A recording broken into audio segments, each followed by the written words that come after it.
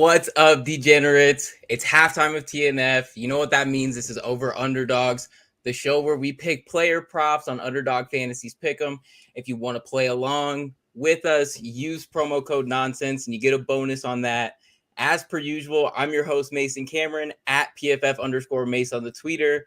And with me, as always, is my partner in crime, Vishaal Gupta, at Vishaal_Gupta95 on the Twitter. V, we're back at it. It's week 3. Are you ready to make some picks? Absolutely. Glad to be here. We actually have a surprisingly good Thursday night game for once. And let's make some picks. And speaking of the Thursday night game, the glorious Mike Manning has taken the time out of watching his Steelers play on Thursday night and watching Mitch Trubisky take a full 6-second clock to end the half.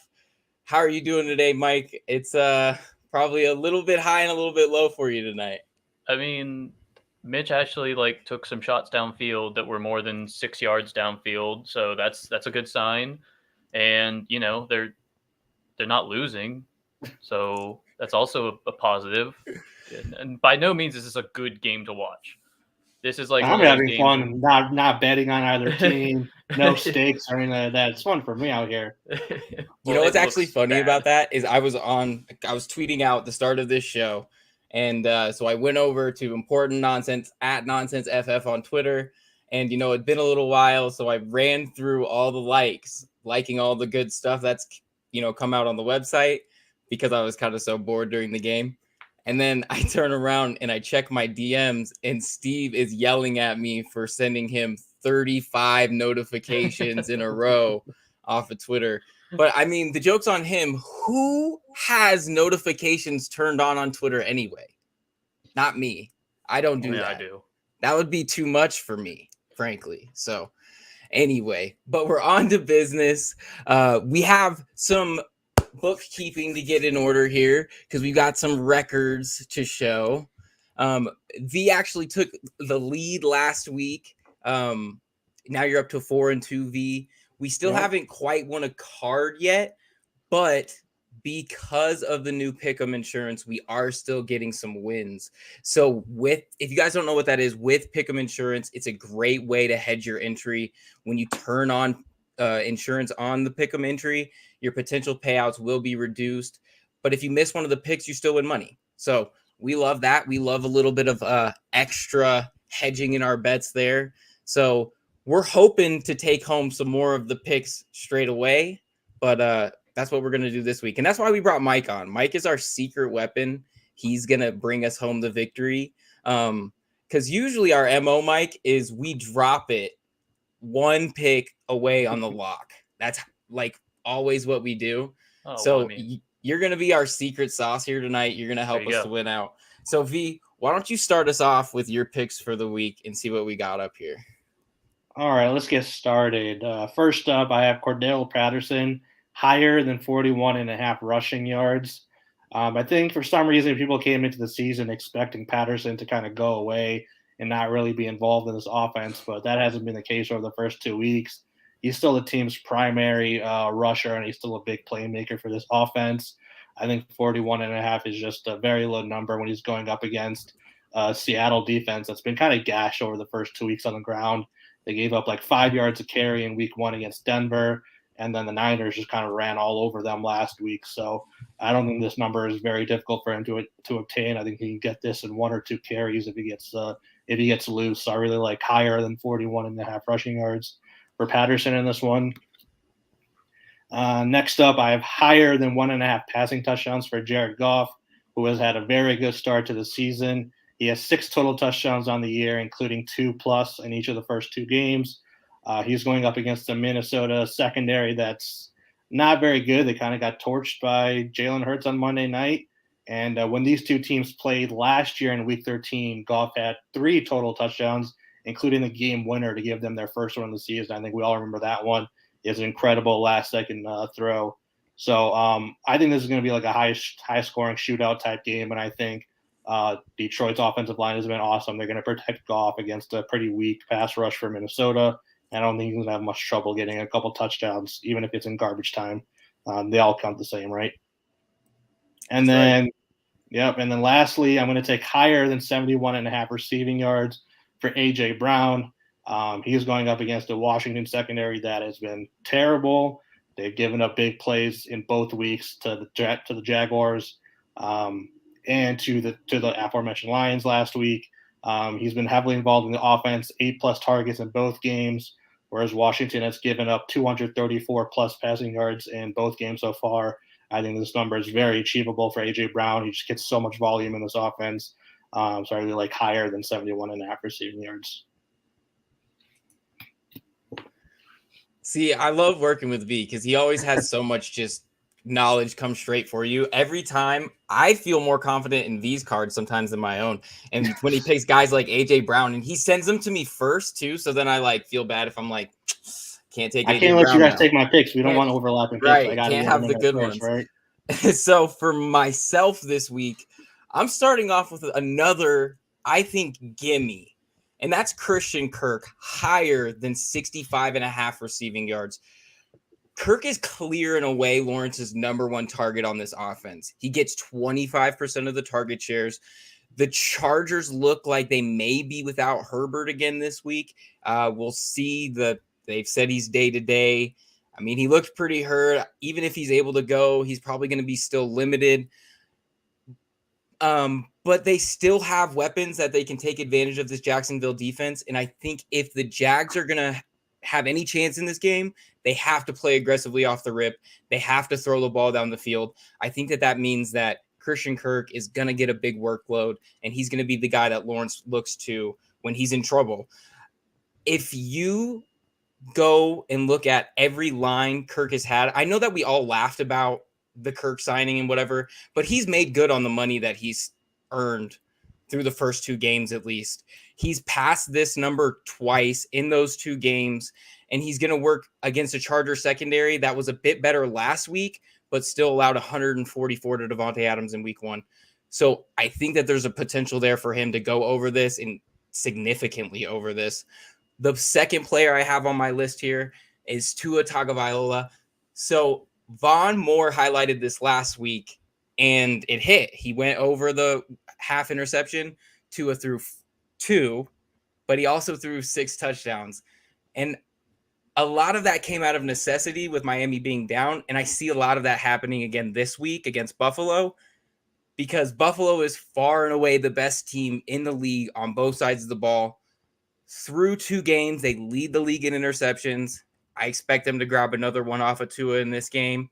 It just makes a lot of sense. He's probably going to have to throw because they're going to be behind. He's going to cough one up. It's easy to think. The last player on my list here is Clyde Edwards-Hilaire, lower than 46.5 rushing yards. And I know we love to laugh about Clyde here at IN. And he's actually been decently good through the first 2 games this season. I know he had 74. I almost said 64. He had 74 last week. I had to double check that on just 8 carries. He's been productive this season so far. In those 2 games, he has 7.6 yards per carry. I just don't think he gets enough of the workload because they run a true running back by committee. It's hard to bank on any of them getting a bulk of it.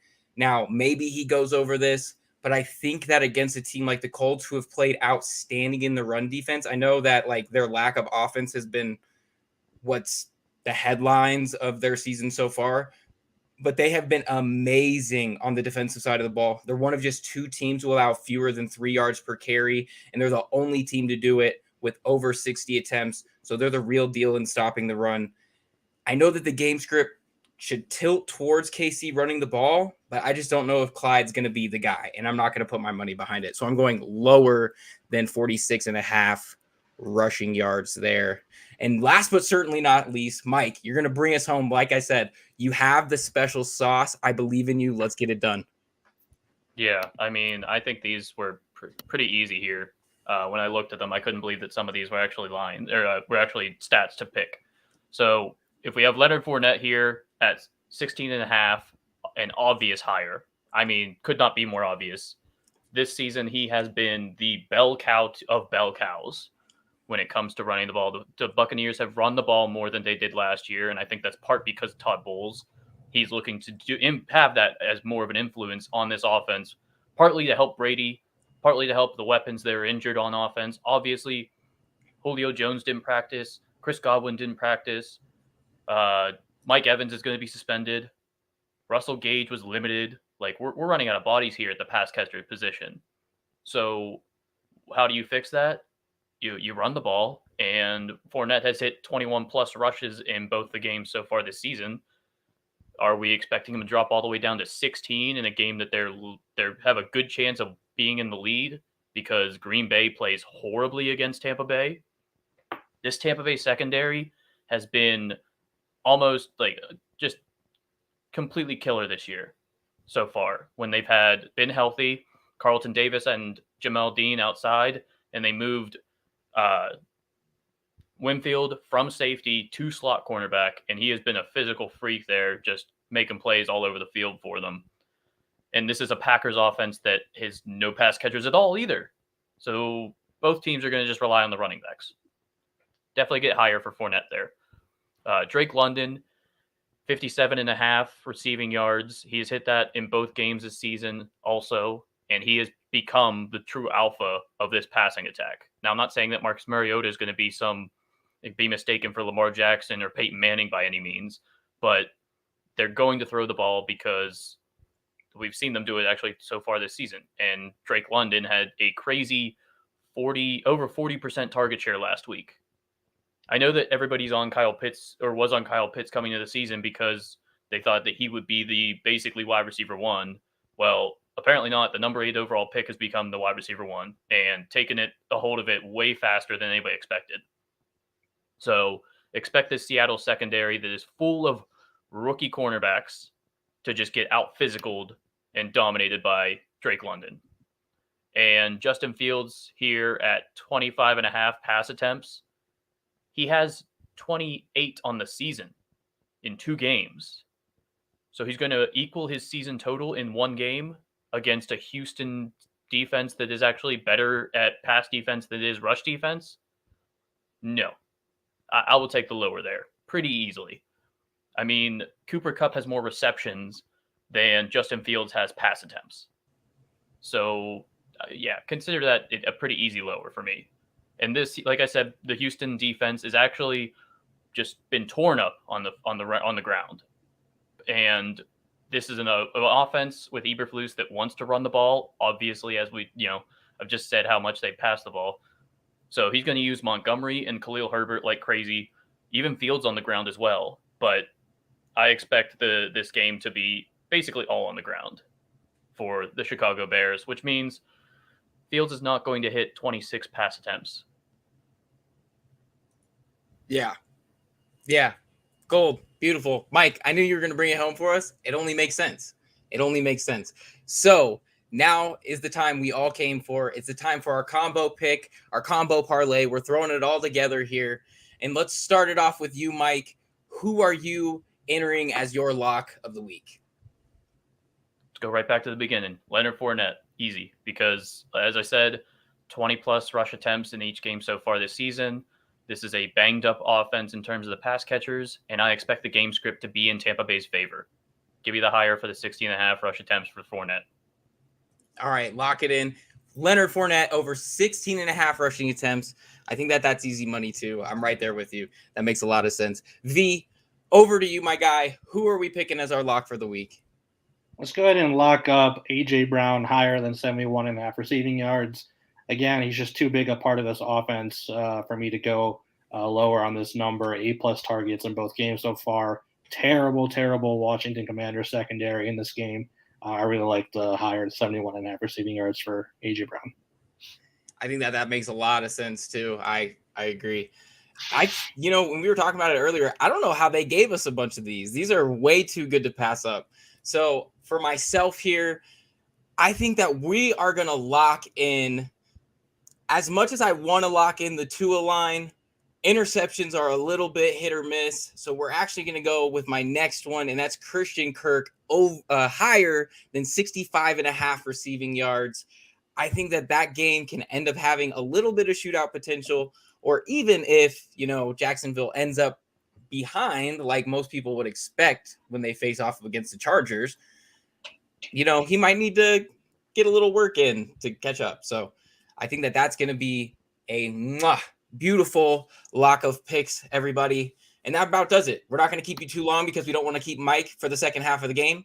So until next time, we'll catch you guys later.